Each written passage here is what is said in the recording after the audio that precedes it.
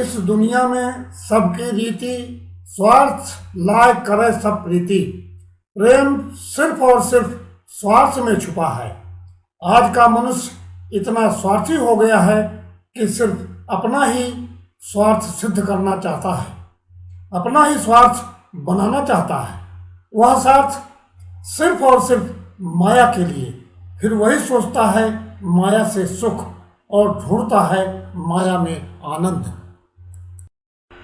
जाको प्रभु दारुण दुख दीन्हा, ताकि मति पहले हर लीन्हा। मनुष्य तो जाने अनजाने में गलती करता है। क्या ईश्वर भी गलती करते हैं? इस संसार का ऐसा कोई जीव नहीं है जो गलती न करता हो, वो चाहे जानबूझकर हो या अनजाने में हो।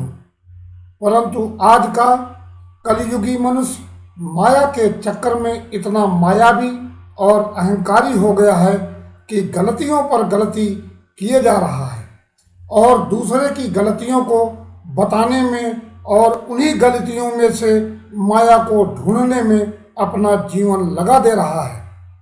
मायावी माया मनुष्य को अहंकारी बना देती है। उसी अहंकार में मनुष्य माँ बाप, भाई बहन से दूर होता चला जाता है और जब अहंकार टूट जाता है तो फिर लौटता है आनंद की ओर, माँ बाप, भाई बहन की ओर। तब तक सब बिखर गया होता है। जैसे शीशा टूट जाए तो सिर्फ समेटने और फिर फेंकने के अलावा कुछ बचता नहीं और अपनी मायावी माया के चक्कर में बना लेता है बद से बदतर अपनी एक छोटी सी जिंदगी।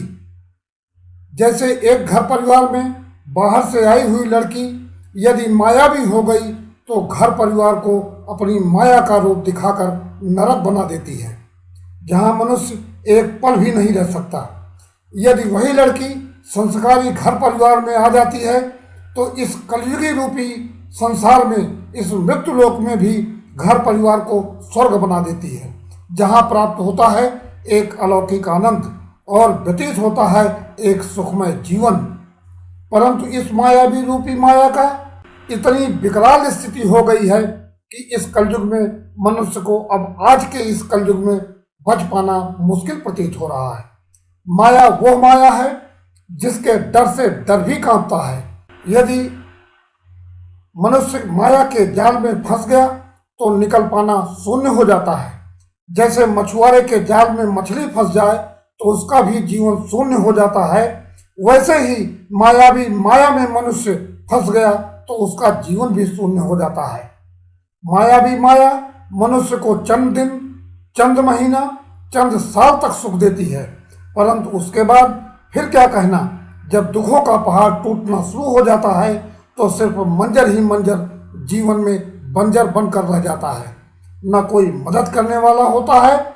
ऐसी स्थिति में ऐसे मायावी मनुष्य की जिंदगी बद से भी बदतर बन जाती है और भोगता है एक दुख भरा जीवन। अपनी जवानी में किए गए अहंकार का परिणाम तो भोगता ही भोगता है और जीता है एक नरकीय जीवन।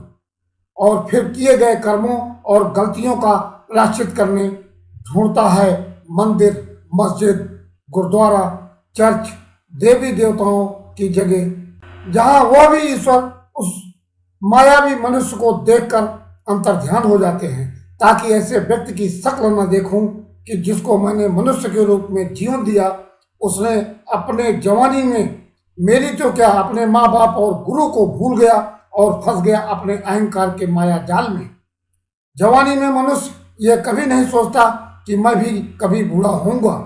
अगर यही पता चल जाए तो ना तो अहंकार होगा और ना जानबूझकर गलती होगी, और यदि अनजाने में भी गलती हो गई तो उसका यदि प्रायश्चित किया तो ईश्वर इतना दयालु है कि क्षमादान दे देता है। जैसे श्रीमद् भागवत महापुराण में राजा परीक्षित की कथा आप सब जानते होंगे, सुने होंगे कि अपनी गलती का प्रायश्चित कैसे किया है राजा परीक्षित ने, और ईश्वर ने उन्हें क्षमादान भी कैसे दिया है।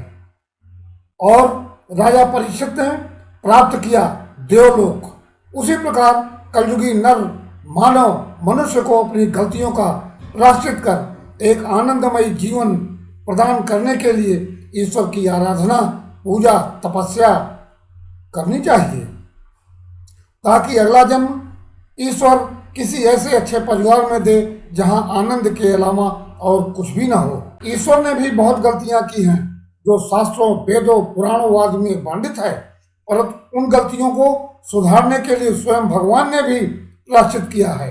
हम लोग तो एक निमित्त प्राणी मात्र हैं।